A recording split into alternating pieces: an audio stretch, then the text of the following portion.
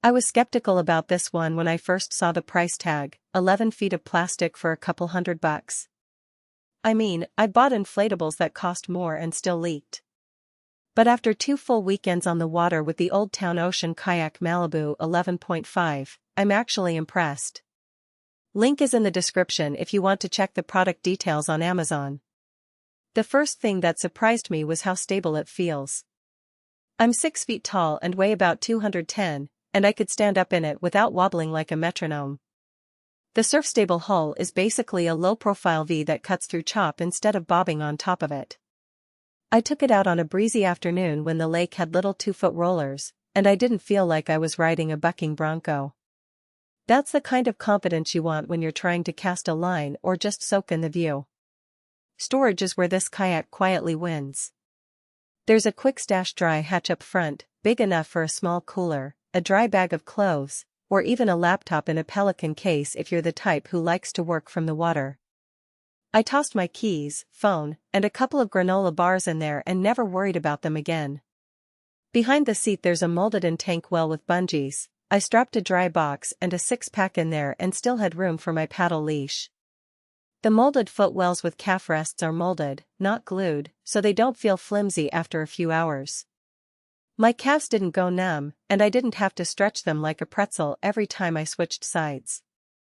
Adjustability is another detail that matters.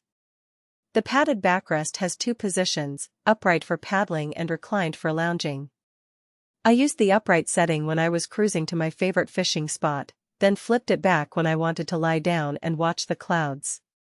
The seat itself is a breathable mesh that doesn't trap sweat, which is a huge plus on a summer morning. I also like that the Malibu 11.5 is a true sit-on-top. If you capsize, which I didn't, but you never know, you just flip it back over and climb on. No draining hatches, no wrestling with bulkheads. The scupper holes are sized just right, they let water out fast but don't let too much in when you're paddling through a splash zone. The weight limit is 325 pounds, and the kayak itself is only 57 pounds. That's light enough for me to carry solo from the garage to the car, but heavy enough that wind doesn't push it around like a feather when it's empty. The horizon color is a matte teal that doesn't show every scratch, which is nice after a season of rocks and branches. Now, nothing's perfect. The paddle keeper bungee on the deck is a little short. If you lean forward to grab a fish, the paddle can slide off.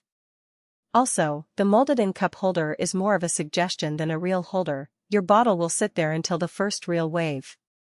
But those are minor tweaks compared to what you get for the price. If you're looking for a no-nonsense kayak that's stable, roomy, and easy to live with, the Old Town Malibu 11.5 is worth the money. It's not a racing rocket, but it's not supposed to be. It's a day boat that lets you relax and enjoy the water without fuss. Check it out if it sounds like your style, the link is waiting for you below.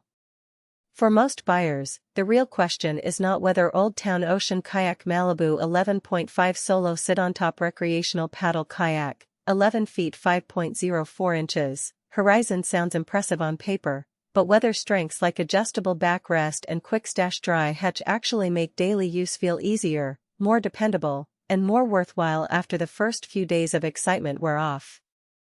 It is also smart to think about long-term satisfaction. A product like Old Town Ocean Kayak Malibu 11.5 Solo Sit-on-Top Recreational Paddle Kayak, 11 feet 5.04 inches, Horizon usually feels like the better buy when it stays convenient, comfortable, and reliable in normal everyday use instead of only looking good in the listing.